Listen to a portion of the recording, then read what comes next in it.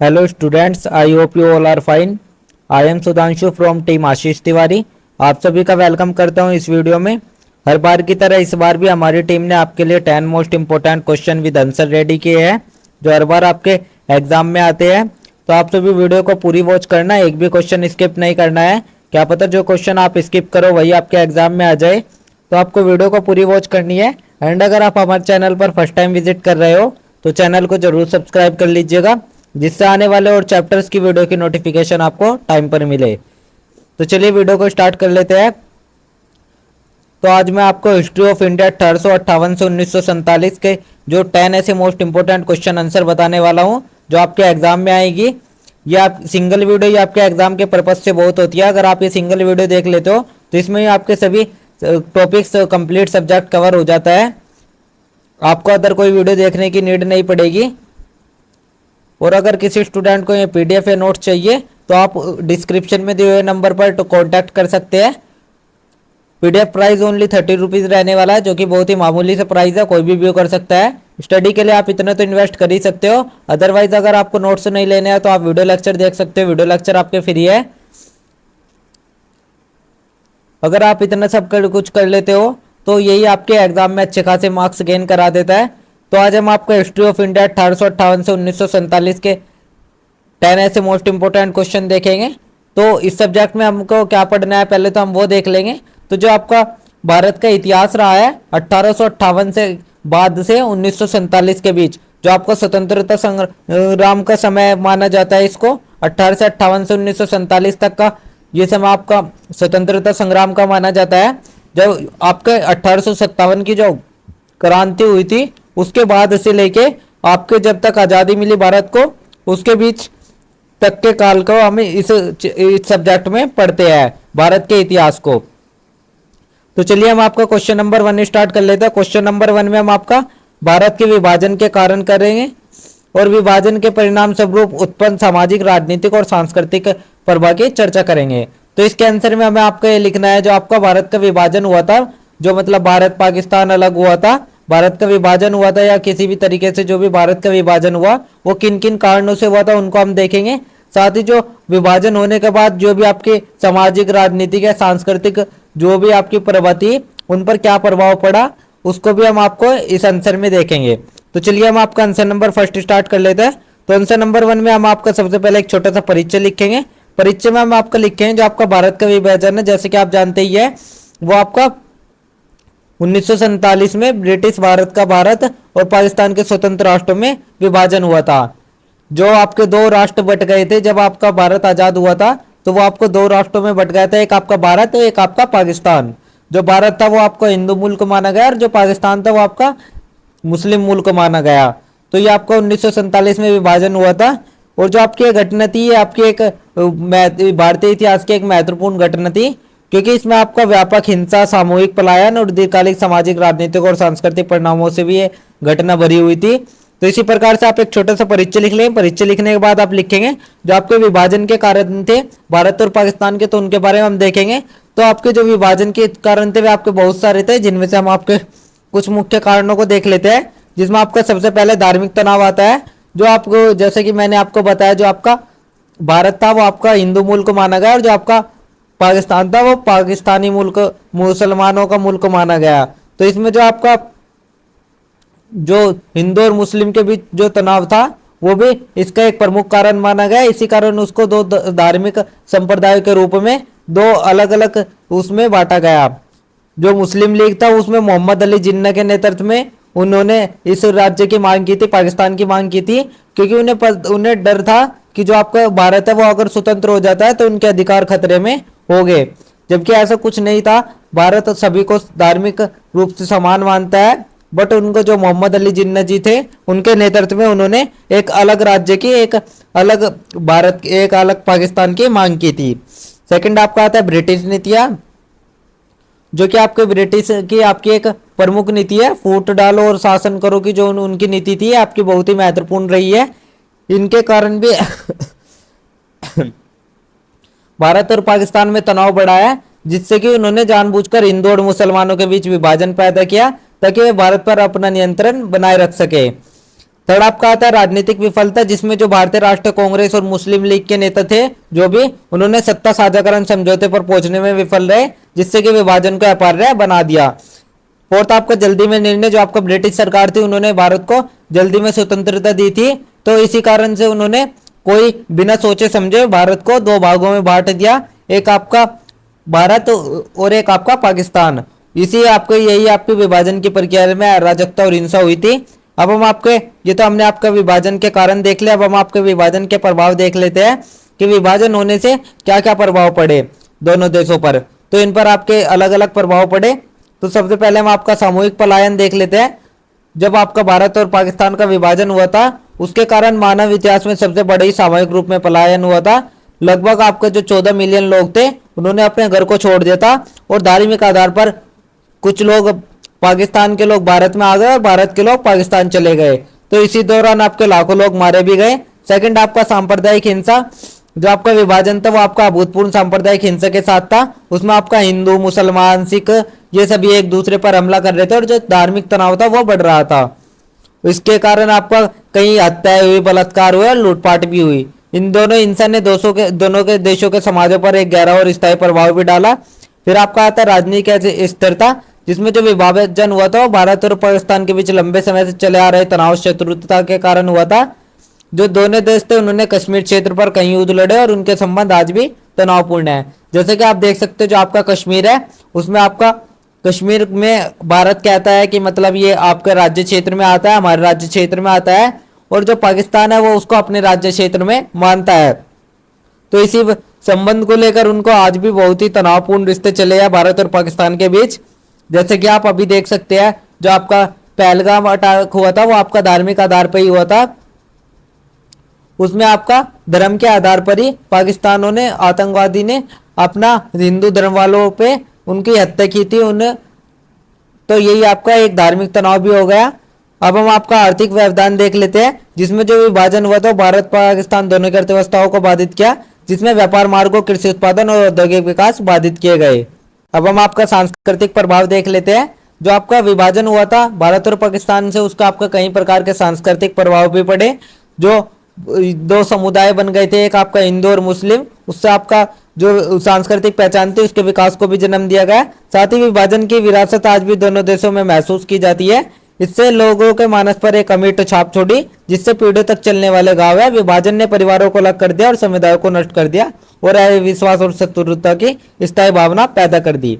तो ये हमने आपका प्रभाव भी देख लिया विभाजन के। अब हम आपका एक छोटा सा निष्कर्ष देख लेते हैं। निष्कर्ष में हम लिखेंगे, जो भारत का विभाजन है वो आपका एक प्रकार की विनाशकारी या दुखद घटना भी कहला सकती है। उसने आपके अलग अलग परिणाम रहे, उससे आपका धार्मिक तनाव भी बढ़ा। ब्रिटिश की जो नीति थी, फूट डालो और शासन करो की जो उनकी नीति थी, उसके कारण भी आपका ये विभाजन हुआ था। आपके विभाजन के कई परिणाम थे, उसमें आपका सांस्कृतिक तनाव हो गया, फूट डालो शासन करी की नीति हो गई। तो ये सभी आपके ब्रिटिश के कारण ही हुए। इसमें आपके जो विभाजन के कारण थे वे सामूहिक पलायन, सांप्रदायिक हिंसा, राजनीतिक अस्थिरता, आर्थिक व्यवधान और सांस्कृतिक परिवर्तन के कारण हुआ। जो विभाजन की विरासत है वो आज भी भारत और पाकिस्तान दोनों में महसूस की जाती है। और ये आपका जैसे जैसे आपके गणना और विभाजन विनाशकारी परिणामों की ओर ले जा सकते हैं, इनके अनुसारक के रूप में भी कार्य करता है कि शांति, सहिष्णुता और समझ को बढ़ावा देना कितना महत्वपूर्ण है। तो इसी प्रकार से आप एक छोटा सा निष्कर्ष लिख लेंगे तो आपका आंसर नंबर कंप्लीट हो जाएगा। देन हम आपका क्वेश्चन नंबर 2 देख लेते हैं। क्वेश्चन नंबर 2 में अब आपका 1857 से 1947 के बीच भारत में सांप्रदायिक विभाजन को बढ़ावा देने में ब्रिटिश नीतियां जैसे फूट डालो, राज करो की रणनीति की भूमिका का विश्लेषण करें। तो इसके आंसर में हमें आपका यह बताना है, जो आपका ब्रिटिश नीति थी एक आपके फूट करो शासन डालो, उसका क्या प्रभाव रहा है भारत और पाकिस्तान के विभाजन में। तो इसके आंसर में हम आपका सबसे पहले एक छोटा सा परिचय लिख लेंगे। परिचय में हम आपका लिखेंगे जो आपका 1857 से 1947 के बीच का समय था। जो आपके 1857 की क्रांति हुई थी, जैसे कि आप जानते हैं, वो आपका धार्मिक आधार पर ही हुई थी। तो उसके बाद का जो संक्रमण काल था वो भी आपका धार्मिक आधारों पर ही हुआ था, जिसमें आपका धार्मिक तनाव भी बढ़ा, और जिसके कारण आपका भारत और पाकिस्तान को दो मुल्कों में बांट दिया गया। एक आपका सांस्कृतिक आधार पर बांटा गया है इनको, एक आपका हिंदू धर्म के आधार पर, दूसरा आपका मुस्लिम धर्म के आधार पर। इसमें जो आपकी ब्रिटिश की फूट करो और राज करो की रणनीति थी, उसने धार्मिक और सामाजिक मतभेदों का फायदा उठाया, साथ ही विभिन्न समुदायों के बीच अविश्वास पैदा किया, जो कि ब्रिटिश शासन को बनाए रखने का एक प्रमुख उपकरण थी। तो इस प्रकार से आप एक छोटा सा परिचय लिख लें। परिचय लिखने के बाद आप लिखेंगे सांप्रदायिक विभाजन को बढ़ावा देने में ब्रिटिश नीतियों की भूमिका। जो आपका 1857 का विद्रोह हुआ था, जैसे कि मैंने बताया, वो भारत पर शासन करने के लिए ब्रिटिशों द्वारा एक नई रणनीति अपनाई गई थी। उन्होंने सोचा कि हिंदू और मुस्लिम को एकजुट करने से रोकना उनके शासन के लिए महत्वपूर्ण था, इसलिए उन्होंने दो समुदाय को दो सांस्कृतिक तनाव के आधार पर यह आपका 1857 की क्रांति कराई थी। और इसको जो आपका सांप्रदायिक विभाजन था उसको बढ़ावा देने के लिए ब्रिटिशों द्वारा इसको इस्तेमाल किया गया।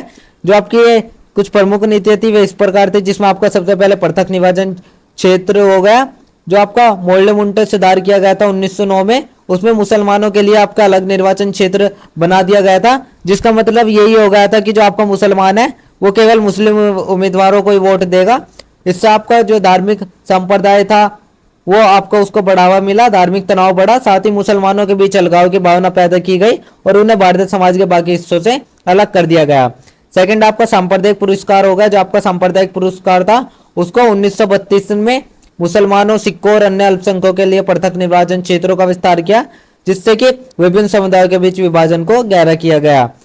फिर आपका आता है सरकारी नीतियां, जो कि आपको ब्रिटिश सरकार ने अक्सर ऐसी नीतियां बनाई जो कि एक समुदाय के प्रति पक्षपाती थी। उदाहरण के लिए आप देख सकते हैं, उन्होंने मुसलमानों को सरकारी नौकरी और शिक्षा में अधिक प्रतिनिधित्व किया, जिससे कि हिंदुओं में नाराजगी पैदा हुई और हिंदू और मुस्लिम के बीच की जो खाई थी वो हो रही पार्टी हो गई। फिर हम आपका ऐतिहासिक लेखन देख लेते हैं, जिसमें जो ब्रिटिश इतिहासकार थे उन्होंने भारत के इतिहास को सांप्रदायिक आधार पर चित्रित किया, जिसमें हिंदू और मुस्लिम शासकों के बीच संघर्ष पर प्रभाव डाला गया। अब हम आपका फूट और राज करो की नीति देख लेते हैं। जो आपकी ये नीति है ब्रिटिश शासन को बनाए रखने का एक महत्वपूर्ण मूल सिद्धांत थी। इसमें अंग्रेजों ने विभिन्न समुदायों के बीच दुश्मनी पैदा करा दी और आपके विभिन्न प्रकार के धार्मिक तनाव उत्पन्न करा दिए, जिससे कि एक समुदाय को दूसरों के खिलाफ खड़ा किया गया और सांप्रदायिक हिंसा और दंगे हुए।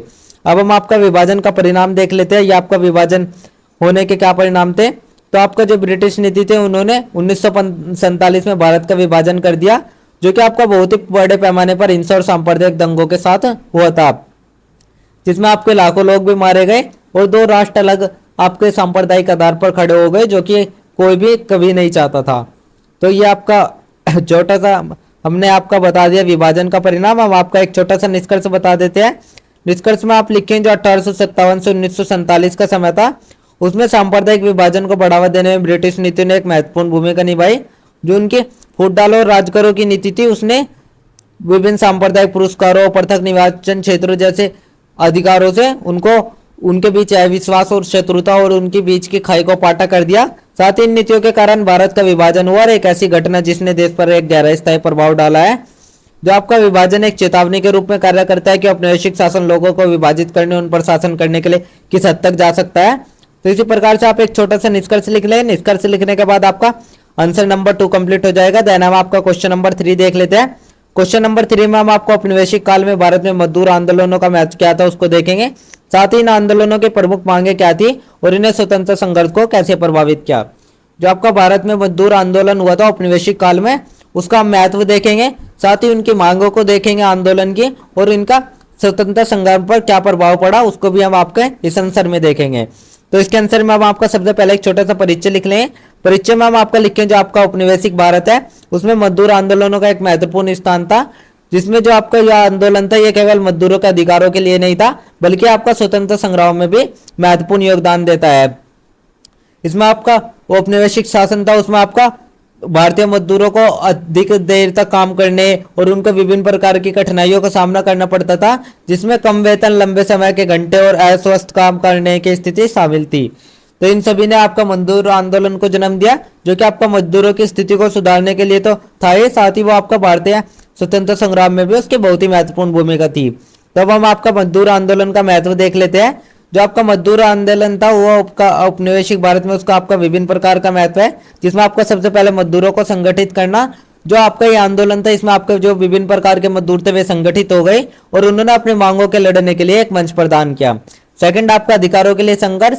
मजदूरों ने अपने अधिकारों के लिए संघर्ष किया, जैसे कि आपका जितना काम किया है उसके अकॉर्डिंग उनकी वेतन, उनके काम करने की स्थिति और उनकी जो सामाजिक सुरक्षा जैसे जो मुद्दे थे उनके लिए उन्होंने संघर्ष किया।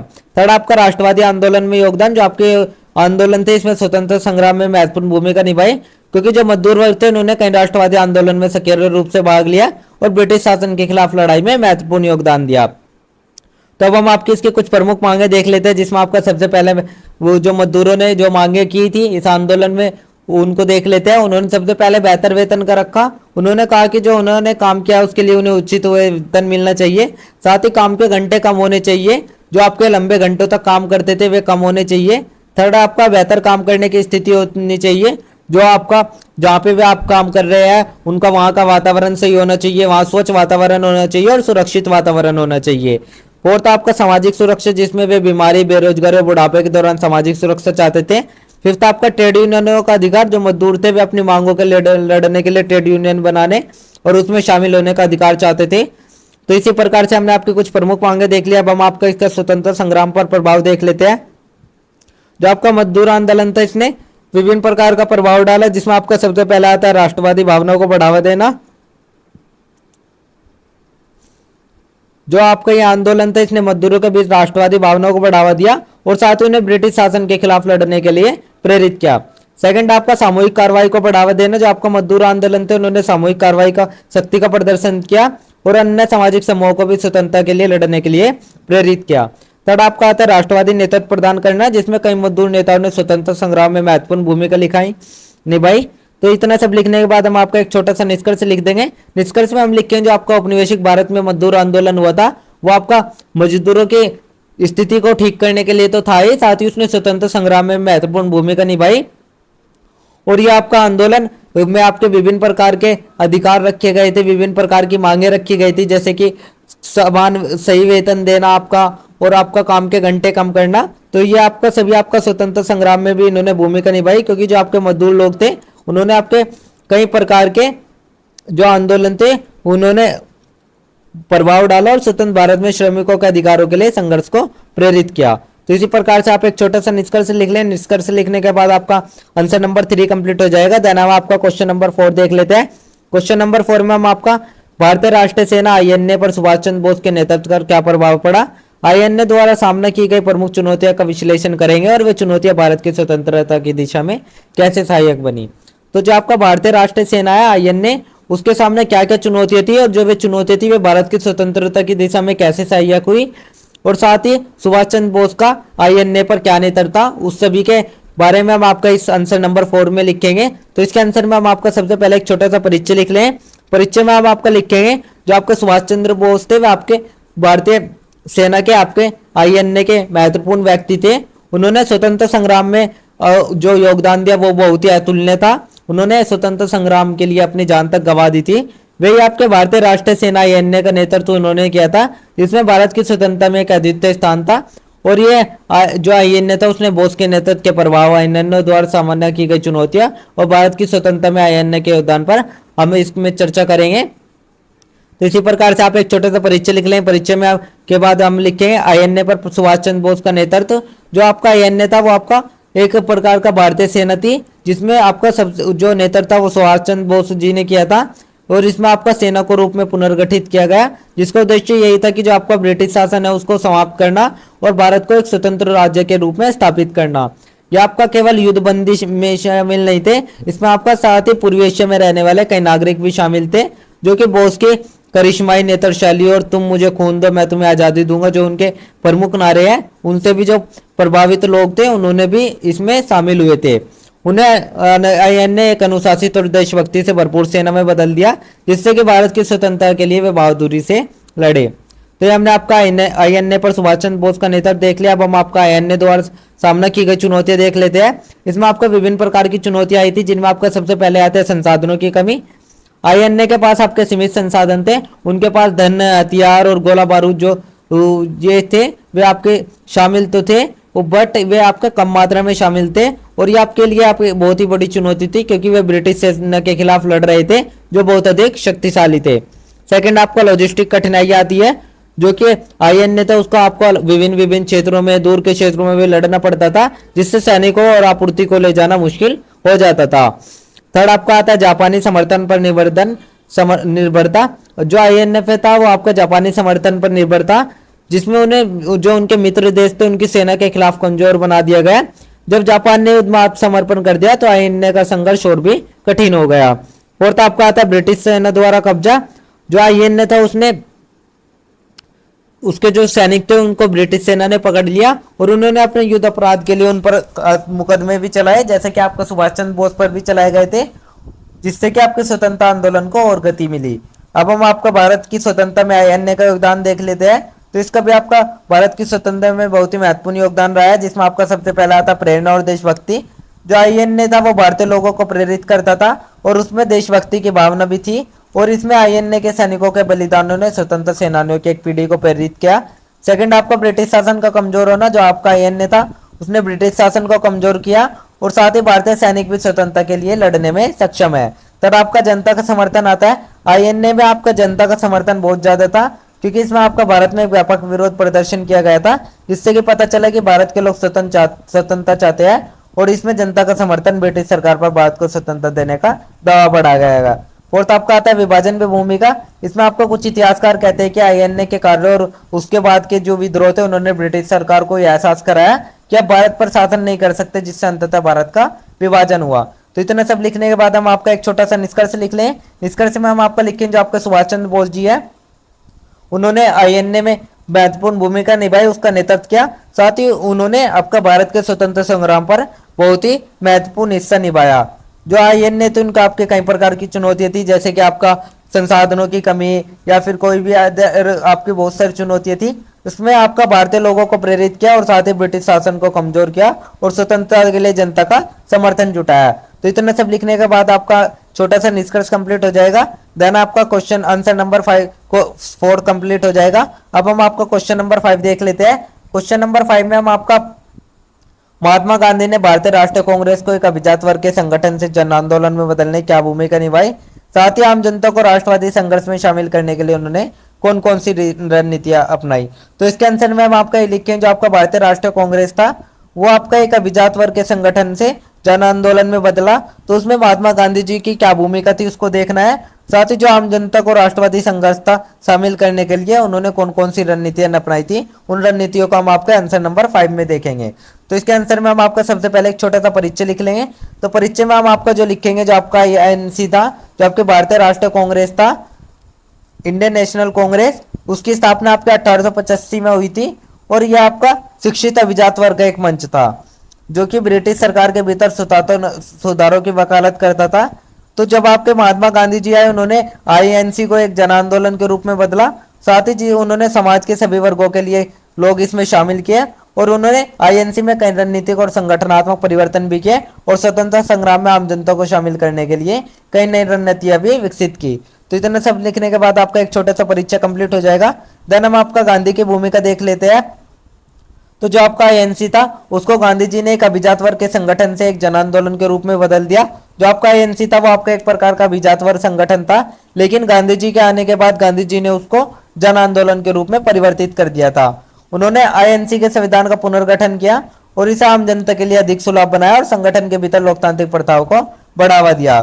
गांधी जी ने अहिंसा और सत्याग्रह के अपने दर्शन पर आधारित कई नए आंदोलन भी शुरू किए थे, जो कि लाखों भारतीयों को स्वतंत्रता संग्राम में भाग लेने के लिए प्रेरित करते हैं। तो ये आपका गांधी की भूमिका हो गया। अब हम आपका आम जनता को शामिल करने की रणनीतियां देख लेते हैं। तो गांधी जी ने आम जनता को राष्ट्रवादी संघर्ष में शामिल किया। इसके लिए उन्होंने आपके कई प्रकार की रणनीतियां अपनाई। इसमें आपका सबसे पहला था अहिंसा और सत्याग्रह, जो कि आपका गांधी जी का बहुत ही प्रमुख आपकी नीति है। गांधी जी ने अहिंसा का उपयोग किया और सत्याग्रह का दर्शन सभी भारतीयों के लिए अपील करता था, चाहे उनकी जाति, धर्म या लिंग कुछ भी हो। जो आपके तरीके थे उन्होंने लोगों को ब्रिटिश शासन का शांतिपूर्ण विरोध करने और गरिमा और सम्मान के साथ स्वतंत्रता के लड़ने में सक्षम बनाया। सेकंड आपका जन आंदोलन आता है। जो आपके गांधी जी थे उन्होंने आपके कई प्रकार के जन आंदोलन चलाए, जैसे कि आपका नमक आंदोलन हो गया या असहयोग आंदोलन हो गया या आपका सविनय अवज्ञा आंदोलन हो गया या भारत छोड़ो जैसे जो भी आंदोलन थे, उन सभी ने आपका स्वतंत्रता संग्राम में भाग लेने में आपके महत्वपूर्ण भूमिका निभाई। और जो आपके आंदोलन थे इन्होंने ब्रिटिश सरकार पर बहुत दबाव डाला और आपके भारत की स्वतंत्रता का कारण भी बना। फिर हम आपका आता है प्रतीकात्मक कार्रवाई। गांधी जी ने आम जनता से जुड़ने के लिए प्रतीकात्मक कार्रवाई का इस्तेमाल किया। उदाहरण के लिए आप देख सकते हो उन्होंने नमक कर का विरोध किया साथ ही दांडी मार्च का नेतृत्व किया, जिसने ब्रिटिश शासन के अन्याय को उजागर किया और स्वतंत्रता के लिए एक रैली स्थल बना दिया। थर्ड आपका आता है देसी भाषा। जो गांधी जी थी उन्होंने गांधी जी थे उन्होंने अपनी भाषा देसी रखी, मतलब जो उनकी क्षेत्रीय भाषा थी उसका इस्तेमाल किया। उन्होंने कोई भी अपने इंग्लिश का या किसी भी अदर लैंग्वेज का यूज नहीं किया, उन्होंने अपने स्थानीय भाषाओं में बात की और उसमें ही लिखा, साथ ही जिससे उनके विचारों को समझा गया और साथ ही उनसे जुड़ना लोगों के लिए आसान हो गया। और आपका आता है चरखा और खादी। गांधी जी ने चरखा और खादी का उपयोग किया जिससे कि भारत की आत्मनिर्भरता बढ़ाई जा सके और जो आपके स्वदेशी उत्पाद थे उनके उपयोग का अधिक इस्तेमाल किया जा सके। इसने लोगों को ब्रिटिश सामानों का बहिष्कार करने और भारतीय उद्योगों का समर्थन करने के लिए प्रोत्साहित किया, जिससे कि स्वतंत्रता आंदोलन को आर्थिक ताकत मिली। फिर आपका आता है ग्राम स्वराज। जो गांधी जी थे उन्होंने ग्राम स्वराज या ग्राम स्वशासन की एक अवधारणा बनाई, जो कि गांव को आत्मनिर्भर और आत्मनिर्भर बनाने की वकालत करता है, जिसमें लोगों को जमीनी स्तर पर स्वतंत्रता आंदोलन से जोड़ने का अधिकार मिला। तो इतना सब लिखने के बाद आप एक छोटा सा निष्कर्ष लिख दें। निष्कर्ष में आप लिखें जो आपका महात्मा गांधी जी थे उन्होंने भारतीय राष्ट्रीय कांग्रेस को एक आपका वो अभिजातवर संगठन था, लेकिन उसका आपका जन आंदोलन में गांधी जी ने बदल दिया था आईएनसी को। उन्होंने स्वतंत्रता संग्राम में आम जनता को शामिल किया और जिसके लिए उन्होंने कई रणनीतियां भी अपनाई, जिसमें आपका अहिंसा, सत्याग्रह, जन आंदोलन, प्रतीकात्मक कार्रवाई और देसी भाषा का उपयोग शामिल है। तो इतना सब लिखने के बाद आपका एक छोटा सा निष्कर्ष कंप्लीट हो जाएगा, देन आपका आंसर नंबर 5 कंप्लीट हो जाएगा। फिर हम आपका क्वेश्चन नंबर 6 देख लेते हैं। क्वेश्चन नंबर 6 में हम आपका भारतीय राष्ट्रीय कांग्रेस के भीतर नरमपंथी और गरमपंथी की विचारधारा और रणनीतियों में मुख्य अंतर क्या थे उनको देखेंगे, और जो आपके अंतर थे इन्होंने स्वतंत्रता संग्राम को कैसे प्रभावित किया तो इसको देखेंगे। तो आपकी दो विचारधाराएं थी आईएनसी में, एक नरमपंथी दूसरी गरमपंथी। तो उनकी जो विचारधाराएं थी और जो रणनीतियां थी उनमें क्या अंतर थे उनको हम इस आंसर में देखेंगे, और जो आपके ये अंतर थे इन्होंने आपका स्वतंत्रता संग्राम को कैसे प्रभावित किया उसको भी हम आपका आंसर नंबर 6 में देखेंगे। तो इसके आंसर में हम आपका सबसे पहले एक छोटा सा परिचय लिखेंगे। परिचय में हम आपका लिखेंगे जो आपकी नरमपंथी और गरमपंथी विचारधारा थी, आपकी दो विचारधारा थी जो कि आपका भारतीय राष्ट्रीय कांग्रेस आईएनसी में थी, जो कि भारत में ब्रिटिश शासन के प्रति दृष्टिकोण और स्वतंत्रता प्राप्त करने की रणनीतियों में भिन्न थी।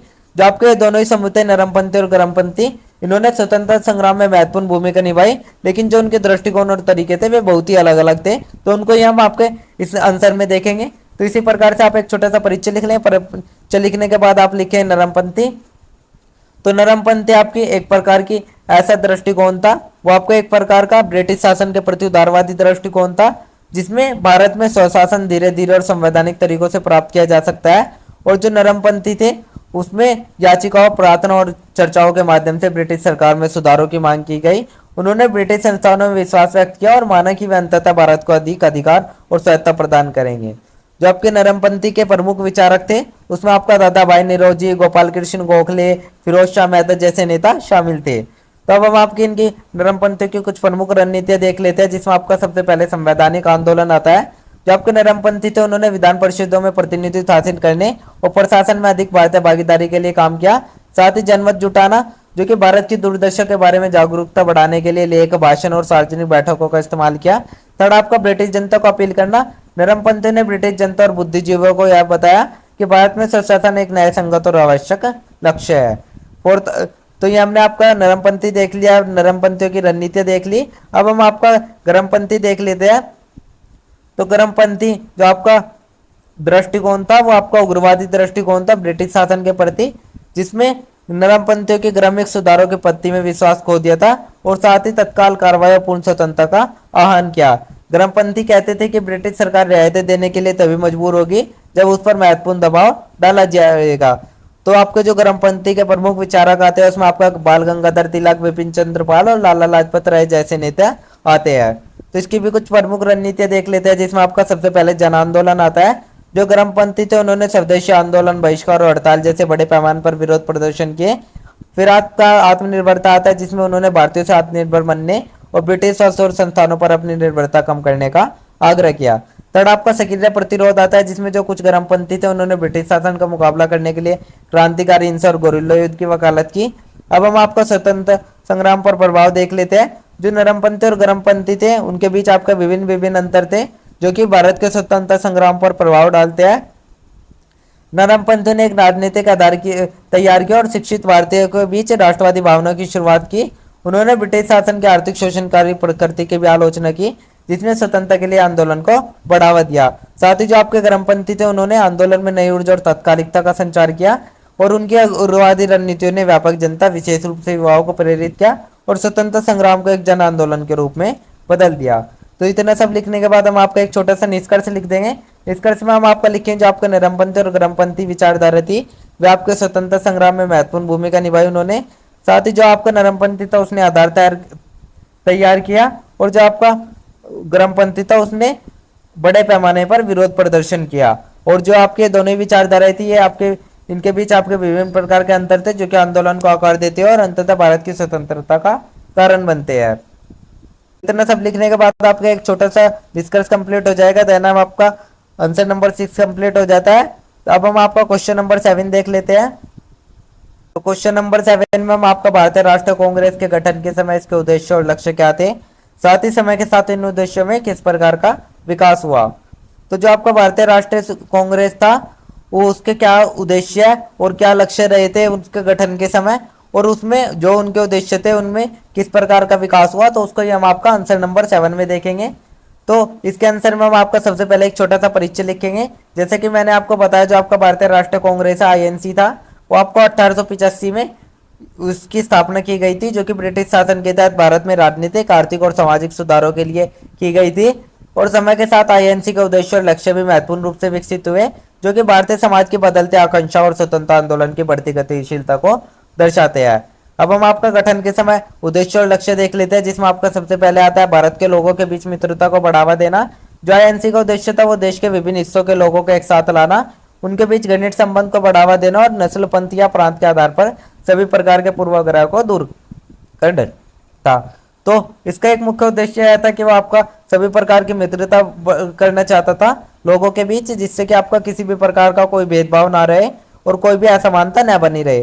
सेकंड आपका राष्ट्रीय एकता विकसित करना। जो आईएनसी था उसने भारतीयों के बीच राष्ट्रीय एकता की भावना भी मजबूत की, जिसमें उन्होंने एक साझा राजनीतिक मंच के तहत एकजुट करने का प्रयास किया। थर्ड आपका सरकार के सामने मांगे रखना। आईएनसी का जो महत्वपूर्ण उद्देश्य था वो सार्वजनिक मुद्दों पर शिक्षित भारतीयों की राय दर्ज करना और संवैधानिक तरीके से सरकार के सामने उनकी मांगे रखना था। फोर्थ हम आपका देख लेते हैं सार्वजनिक हित के लिए काम करना। जो आईएनसी था उसके लोगों ने हितों के लिए काम करने और उनकी शिकायतों का निवारण करने के लिए एक मंच के रूप में कार्य किया। अब हम आपका उद्देश्यों का विकास देख लेते हैं, जिसमें आपका सबसे पहले ब्रिटिश शासन की प्रकृति आती है। जैसे जैसे आपका यह पता चलता गया कि जो आपका ब्रिटिश सरकार है वो भारत को पर्याप्त स्वायत्तता देने के लिए तैयार नहीं है, आईएनसी का लक्ष्य स्वशासन और अंततः स्वतंत्रता की ओर स्थानांतरित हो गया। सेकंड आपका राष्ट्रवादी आंदोलन का उदय, जिसमें आपको जो राष्ट्रवादी आंदोलन था उसका विकास के साथ साथ आईएनसी ने स्वतंत्रता के लिए संघर्ष में एक महत्वपूर्ण भूमिका निभाई और साथ ही जो इसका उद्देश्य था वो व्यापक हो गया। थर्ड आपका महात्मा गांधी का नेतृत्व आता है, जो कि आपका आईएनसी एक जन आंदोलन में बदल दिया महात्मा गांधी जी ने, और इसका जो उद्देश्य था वो समाज के सभी वर्गों के लोगों को शामिल करने के लिए विस्तारित किया। समय के साथ आपका इसमें कुछ विकास भी हुए, जिसमें आपका सबसे पहला स्वशासन आता है। जो आपका प्रारंभ में आईएनसी था उसने ब्रिटिश शासन के भीतर स्वशासन की मांग की थी, जो कि आपका 20वीं शताब्दी की शुरुआत तक इसने भारत के पूर्ण स्वशासन या स्वराज्य को अपना लक्ष्य बना लिया था। सेकंड आपका पूर्ण स्वतंत्रता आती है। 1920 के दशक तक आईएनसी ने भारत के लिए पूर्ण स्वतंत्रता या पूर्ण स्वराज को अपना अंतिम लक्ष्य घोषित कर दिया था। थर्ड आपका सामाजिक और आर्थिक न्याय आता है, जिसमें स्वतंत्रता के लिए संघर्ष के अलावा आईएनसी ने सामाजिक और आर्थिक न्याय के मुद्दों को भी संबोधित किया, जो कि आपका गरीबी, अस्पृश्यता और अन्य सामाजिक बुराइयों को दूर करने के लिए काम किया गया था। फोर्थ आपका धर्मनिरपेक्षता और लोकतंत्र आता है, जिसमें आईएनसी ने एक धर्मनिरपेक्ष और लोकतंत्र भारत की स्थापना के लिए काम किया। साथ ही जहां आपका सभी नागरिकों को उनकी जाति, धर्म या लिंग की परवाह के बिना समान अधिकार मिले। तो इतना सब लिखने के बाद आपका हम एक छोटा सा निष्कर्ष लिखे। निष्कर्ष में हम आपका लिखें जो आपका भारतीय राष्ट्रीय कांग्रेस की स्थापना थी वो आपकी 1900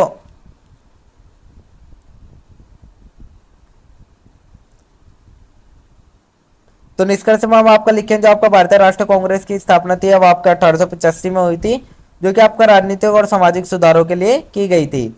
और जो आपका आईएनसी था आपका इसको आपका एक आंदोलन के रूप में गांधी जी ने एक महत्वपूर्ण योगदान निभाया। साथ ही जो आईएनसी के उद्देश्य और लक्ष्य थे विकसित होते रहे समय के साथ साथ, जिसमें राष्ट्रवादी आंदोलन की बढ़ती गतिशीलता और भारतीय समाज की बढ़ती आकांक्षाओं को बताया गया। साथ ही आईएनसी ने अपने भारत की स्वतंत्रता के लिए संघर्ष में एक महत्वपूर्ण भूमिका निभाई और एक स्वतंत्र, धर्मनिरपेक्ष और लोकतांत्रिक राष्ट्र की स्थापना के लिए काम किया। तो इतना सब लिखने के बाद आपका एक छोटा सा निष्कर्ष कंप्लीट हो जाएगा। देन आपका आंसर नंबर 7 कंप्लीट हो जाएगा। अब हम आपका क्वेश्चन नंबर 8 देख लेते हैं।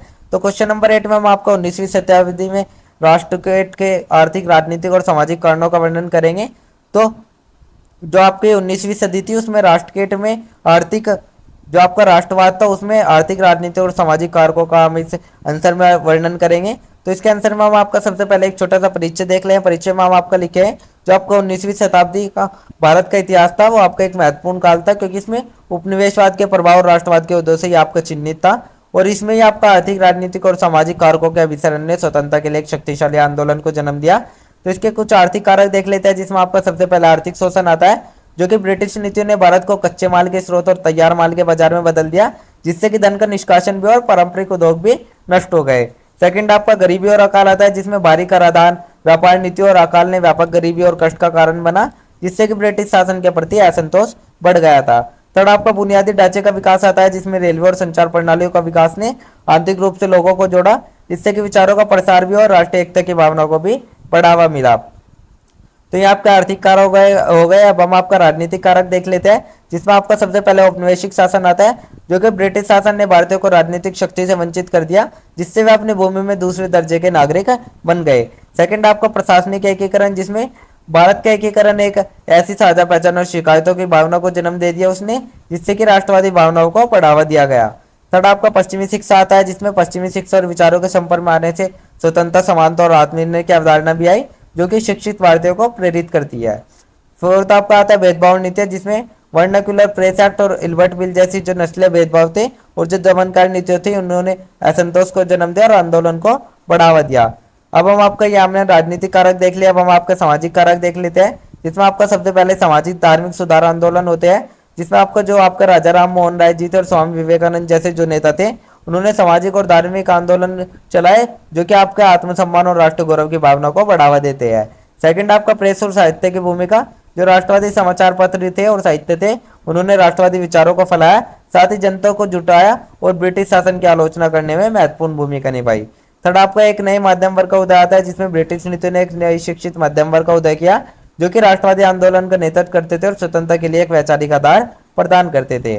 तो फोर्थ हम आपका देख लेते हैं सांस्कृतिक पुनरुत्थान, जिसमें भारत के प्राचीन इतिहास और सांस्कृतिक विरासत की खोज ने भारतीय में गर्व और आत्मविश्वास की भावना जगाई, जिससे कि राष्ट्रवादी भावनाओं को भी बढ़ावा मिला। तो इतना सब लिखने के बाद हम आपका एक छोटा सा निष्कर्ष लिख दें। निष्कर्ष में हम आपका लिखें जो आपको 19वीं सदी थी उसमें भारत में राष्ट्रवाद के उदय में आर्थिक, राजनीति और सामाजिक कारकों की एक जटिल परस्पर क्रिया देखी गई, और जो आपके कारक थे इन्होंने ब्रिटिश शासन के प्रति असंतोष की भावना पैदा की और स्वतंत्रता के लिए एक शक्तिशाली आंदोलन को जन्म दिया। राष्ट्रवादी आंदोलन इन विविध प्रभाव से प्रेरित होकर अंततः 1947 में भारत स्वतंत्र हो गया। तो इसी प्रकार से आप एक छोटा सा निष्कर्ष लिख लें। निष्कर्ष लिखने के बाद आपका आंसर नंबर 8 कंप्लीट हो जाएगा। देन हम आपका क्वेश्चन नंबर 9 देख लेते हैं। क्वेश्चन नंबर 9 में हम आपका भारतीय राष्ट्र आंदोलन के नेता जैसे दादा भाई नौरोजी और महात्मा गांधी जी ने जो ब्रिटिश आर्थिक नीति थी उनको किस प्रकार आलोचना की है उनकी, उसको हम देखेंगे इस आंसर में। साथ ही भारत के लिए किस प्रकार के वैकल्पिक आर्थिक दृष्टिकोण प्रस्तावित किए उनको भी देखेंगे। तो इसके आंसर में हम आपका सबसे पहले एक छोटा सा परिचय लिख लें। परिचय में हम आपका लिखें जो आपको 19वीं और 20वीं शताब्दी का टाइम था, उसमें दादा भाई नौरोजी और महात्मा गांधी जो भारतीय राष्ट्र नेता थे उन्होंने ब्रिटिश शासन के विनाशकारी आर्थिक प्रभाव की तीखी आलोचना की, और जो उन्होंने शोषणकारी नीतियां थी उनकी निंदा की, और साथ ही भारत को गरीबी में डाल दिया और आत्मनिर्भरता को स्वदेशी उत्पादन पर आधारित एक वैकल्पिक आर्थिक दृष्टिकोण की वकालत की। तो इसी प्रकार से आप एक छोटे से परिचय लिख लें। परिचय लिखने के बाद आप लिखें दादा भाई नौरोजी की आलोचना। तो उनकी आलोचना में सबसे पहले आपका भारत के ग्रैंड ओल्ड मैन के रूप में जाना जाता है वो दादा भाई नौरोजी को, जो कि उन्होंने अपने धन निकासन सिद्धांत के माध्यम से ब्रिटिश आर्थिक नीतियों की आलोचना की थी, जिसमें उन्होंने कहा जो ब्रिटेन है वो भारत से विभिन्न रूपों में धन निकाल रहा है, जिसमें शामिल है सिविल सेवा और सेना के ब्रिटिश अधिकारियों के वेतन और पेंशन, साथ ही ब्रिटिश निवेशकों द्वारा अर्जित लाभ और ब्रिटेन के कच्चे माल का निर्यात कम कीमतों पर और ब्रिटिश निर्मित वस्तुओं को भारत में उच्च कीमतों पर आयात। नौरोजी जी कहते हैं कि धन निष्कासन ने भारत को उसकी पूंजी से वंचित किया, जिससे कि गरीबी और आर्थिक ठहराव भी हुआ। साथ ही उन्होंने कहा कि कैसे ब्रिटिश नीतियां भारत के पारंपरिक उद्योगों को नष्ट कर रही है, जिससे कि बेरोजगारी और ग्रामीण संकट भी बढ़ रहा है। तो ये हमने आपका दादा भाई नौरोजी जी की आलोचना देख ली है। अब हम आपका महात्मा गांधी जी की आलोचना देख लेते हैं।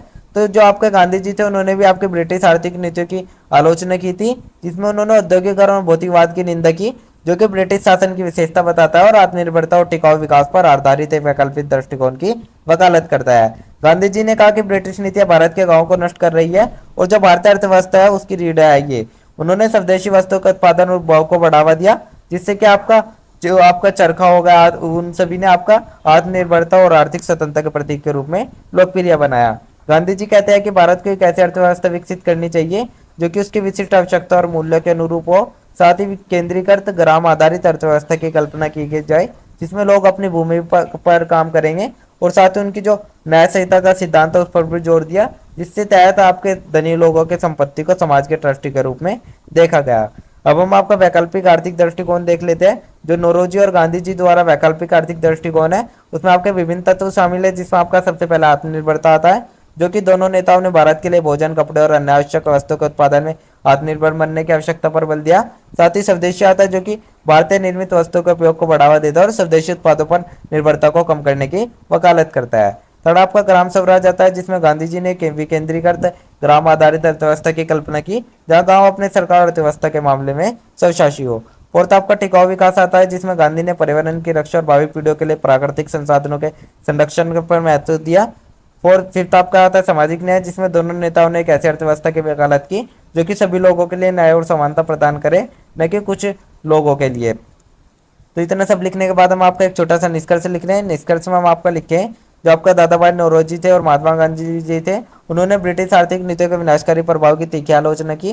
साथ ही उन्होंने धन निष्कासन, औद्योगिकरण, शोषणकारी व्यापार प्रथाओं की निंदा की, जिसके कारण व्यापार, गरीबी और आर्थिक ठहराव भी हुआ। साथ ही उन्होंने आत्मनिर्भरता, स्वदेशी उत्पादन और सामाजिक न्याय पर आधारित एक वैकल्पिक आर्थिक दृष्टिकोण को प्रस्ताव भी रखा, जिसमें उनका जो विचार था वो भारतीय राष्ट्रवादी आंदोलन के लिए प्रभावशाली तो था ही, साथ ही स्वतंत्र भारत की आर्थिक नीतियों का आकार देने में भी सहायता करता था।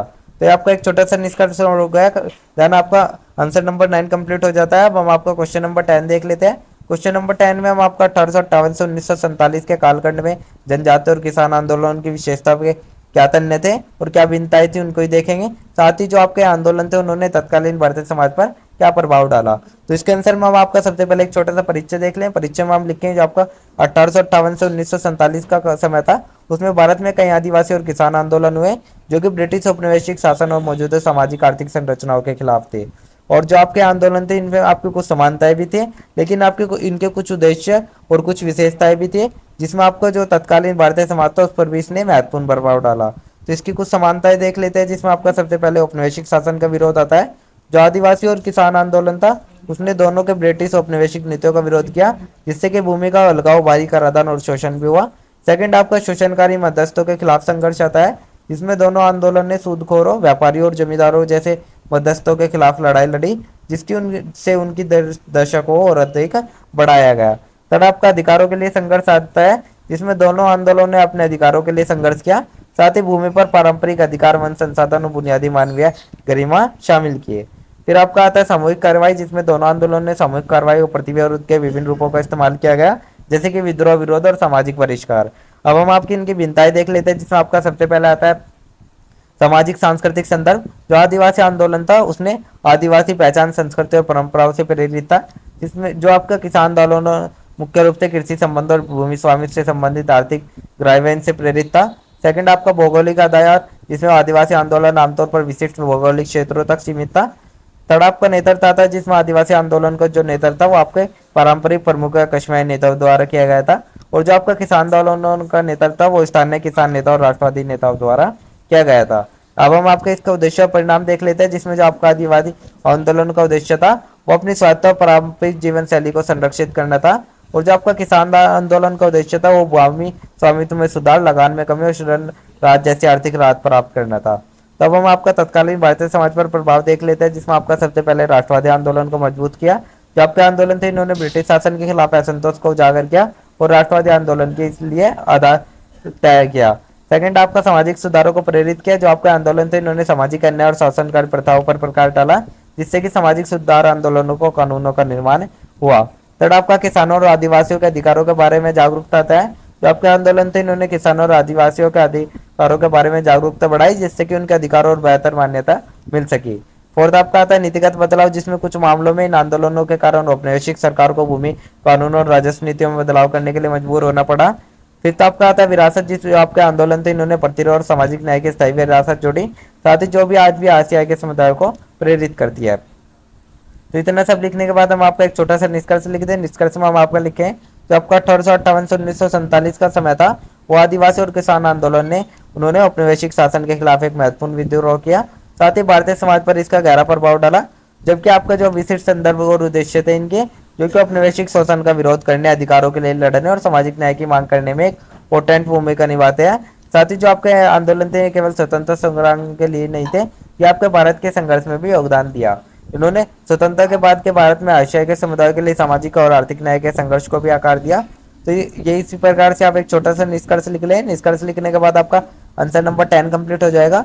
देन हम आपका क्वेश्चन नंबर 11 देख लेते हैं, जिसमें हम आपका विधवा पुनर्विवाह और बाल विवाह जैसी प्रथाओं के खिलाफ हुए आंदोलन में महिलाओं की भूमिका देखेंगे, साथ ही इन आंदोलनों में समाज का क्या प्रभाव पड़ा उसको भी देखेंगे। तो इसके आंसर में हम आपका सबसे पहले एक छोटा सा परिचय लिख लें। परिचय में हम आपका लिखेंगे जो आपको 19वीं और 20वीं शताब्दी का समय था, उसमें भारत कई सामाजिक सुधार आंदोलनों का साक्षी बना, जिसका उद्देश्य समाज में व्याप्त सामाजिक बुराइयों को खत्म करना था। इसमें आपका विधवा पुनर्विवाह, बाल विवाह जैसे जो आंदोलन, जो आपकी नीतियां थी, इनके खिलाफ आंदोलन किए गए, और एक जो आपके आंदोलन थे इन पर आपका महिलाओं ने महत्वपूर्ण भूमिका निभाई, न केवल पीड़ित के रूप में बल्कि परिवर्तन के एजेंट के रूप में भी। तो इसी प्रकार से आप एक छोटा सा परिचय लिख लें। परिचय लिखने के बाद आप लिखेंगे आंदोलनों में महिलाओं की भूमिका, जिसमें आपका सबसे पहले प्रत्यक्ष भागीदारी आती है। जो आपके कई महिलाएं थी उन्होंने तो सक्रिय रूप से आंदोलन में भाग लिया और अपनी आवाज उठाई, साथ ही इन प्रथाओं से प्रभावित लोगों के सामने आने वाली कठिनाइयों को उजागर किया। इसमें उन्होंने बैठकों का आयोजन किया, जागरूकता अभियान चलाया और सुधारों की वकालत की। सेकंड आपका नेतृत्व आता है, जिसमें कुछ महिलाओं ने इन आंदोलनों में अग्रणी भूमिका निभाई। उन्होंने संगठनों का नेतृत्व किया, रणनीतियां बनाई और सुधारों को बढ़ावा देने के लिए अथक प्रयास किया। थर्ड आपका लेखन और प्रचार आता है, जिसमें महिलाओं में पत्रिकाओं, लेखों और पुस्तकों के माध्यम से अपने विचारों और अनुभवों को व्यक्त किया। साथ ही उनके जो लेखन थे उन्होंने इन मुद्दों पर सार्वजनिक राय को आकार देने में महत्वपूर्ण भूमिका निभाई। अब हम फोर्थ आपका उदाहरण स्थापित करना होता है। इसमें आपको जो कुछ महिलाएं थी उन्होंने विधवा पुनर्विवाह में शामिल होकर या बाल विवाह का विरोध करके समाज में उदाहरण स्थापित किया, जिससे कि दूसरों को भी ऐसा करने के लिए प्रोत्साहित किया जाए।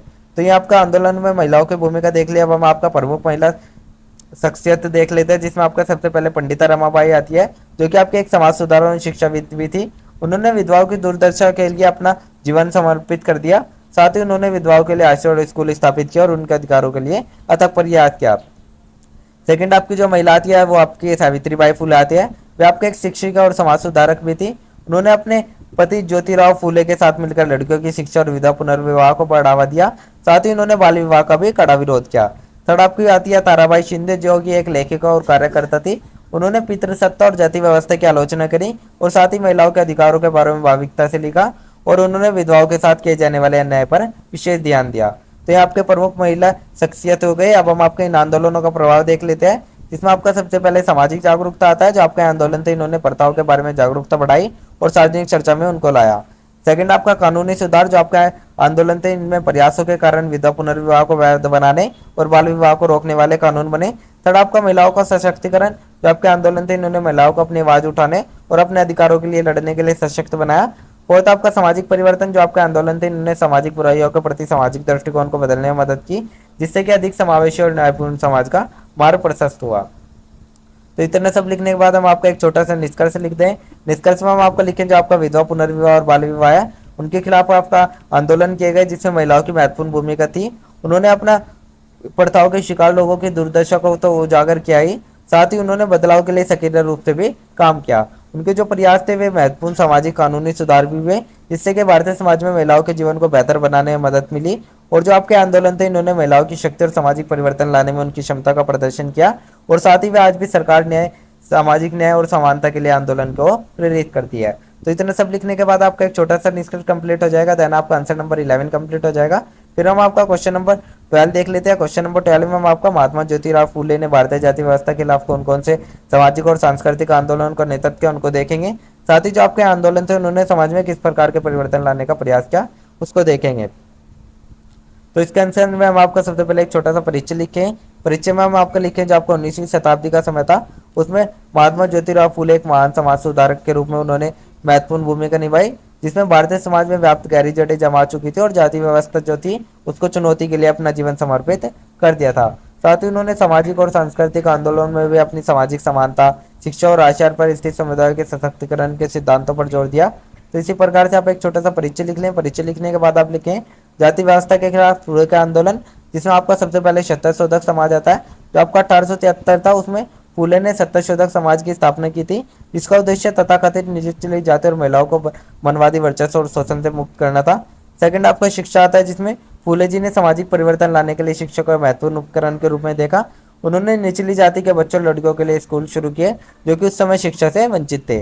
थर्ड आपका महिलाओं का अधिकार आता है। फूले जी ने महिलाओं के अधिकारों के लिए भी अथक प्रयास किए, जिसमें उन्होंने जाति व्यवस्था के तहत इसको दबाया और उन्होंने बाल विवाह का विरोध किया, विधवा पुनर्विवाह का समर्थन किया और महिलाओं की शिक्षा की वकालत की। फोर्थ आपका आता है कृषि सुधार, जिसमें फूले जी ने किसानों, विशेष रूप से निचली जाति के किसानों की दुर्दशा को संबोधित किया जो कि उस जाति के जमींदारों और साहूकारों द्वारा शोषित होते थे। फिर आपका आता है सांस्कृतिक आंदोलन। फूले जी ने आंदोलन में जाति व्यवस्था की सांस्कृतिक और वैचारिक नींव की चुनौती भी शामिल किया। उन्होंने ब्रह्मांडवादी ग्रंथों और मिथकों की आलोचना भी की थी। अब हम आपका आंदोलन का प्रभाव देख लेते हैं, जिसमें आपका सबसे पहले जागरूकता और चेतना आती है। जो आपके आंदोलन थे, इन्होंने जातिगत भेदभाव और सामाजिक असमानता के बीच बारे में जागरूकता बढ़ाई, जिसके आशय पर एक स्थित समुदायों के बीच चेतना का विकास हुआ। सेकंड आपका सामाजिक सुधार आता है। जो इनके प्रयास थे, इनमें आपके कई सामाजिक सुधार हुए, जिसमें निचली जाति और महिलाओं के लिए शिक्षा और बेहतर अधिकार शामिल थे। थर्ड आपका राजनीतिक लामबंदी आता है, जिसमें फूले जी का आंदोलन ने निचली जाति के लोगों की राजनीतिक लामबंदी के लिए आधार तैयार किया, जिसमें आपका भारत में दलित आंदोलनों का उदय भी हुआ।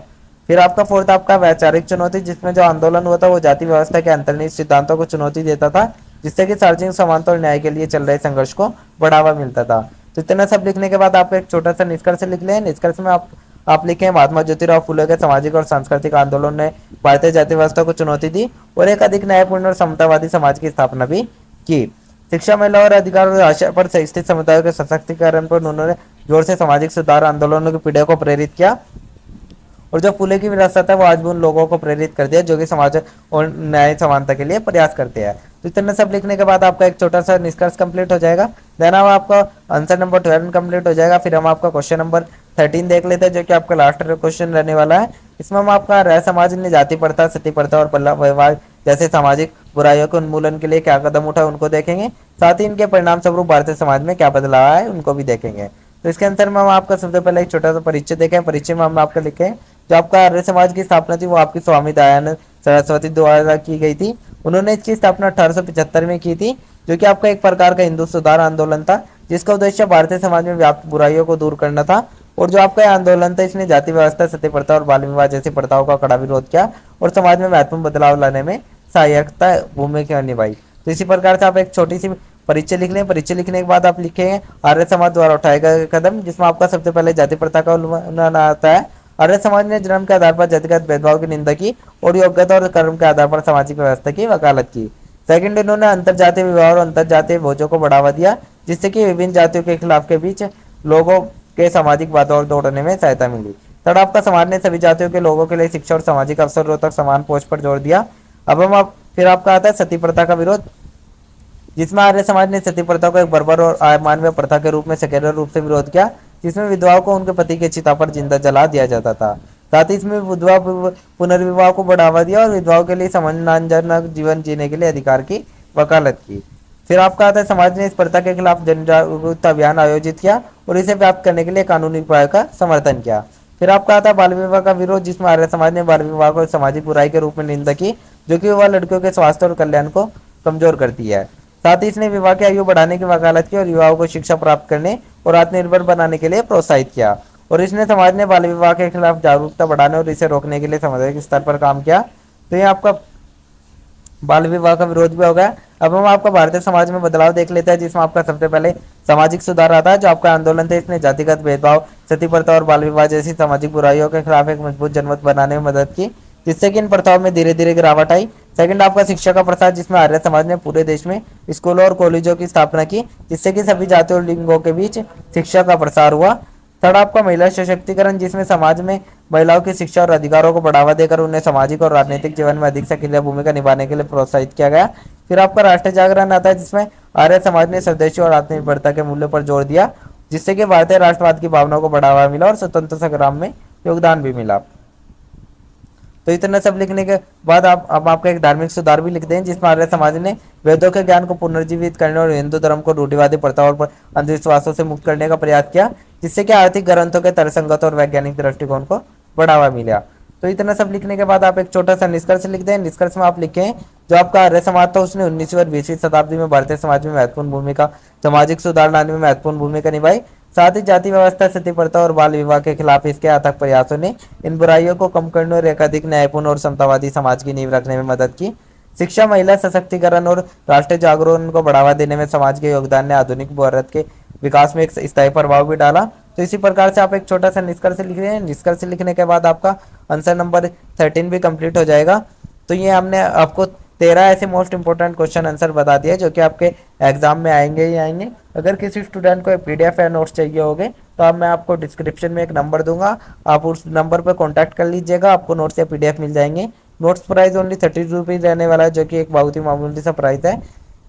कोई भी व्यू कर सकता है, स्टडी के लिए आप इतना तो इन्वेस्ट कर ही सकते हो। अदरवाइज अगर आपको नोट्स नहीं लेना है तो आप वीडियो लेक्चर देख सकते हो, वीडियो लेक्चर आपके फ्री है। मैं तो आपको ये कहूँगा कि आप एक बार वीडियो लेक्चर देख लीजिए कंप्लीट, और फिर आप नोट्स लेके एक बार नोट्स से रीड कर लीजिएगा, तो आपके सभी टॉपिक्स कंप्लीट सब्जेक्ट कवर हो जाएगा और आप अपने एग्जाम में अच्छे खासे मार्क्स गेन कर सकते हो। और ये सिंगल वीडियो ही आपके एग्जाम के पर्पज से बहुत होती है, इसमें ही आपके सभी complete subject complete topics cover हो जाते हैं। तो अगर आप ये सिंगल वीडियो ही कर लेते हो और नोट्स से रीड कर लेते हो तो आप एग्जाम में अच्छे खासे मार्क्स गेन कर सकते हो। अगर अभी भी किसी स्टूडेंट का कोई डाउट कर रहा है तो आप हमारे कमेंट सेक्शन में इंस्टा पेज को फॉलो करके पूछ सकते हो। एंड डेली अपडेट्स के लिए आप सभी हमारे व्हाट्सएप चैनल ज्वाइन कर लीजिए।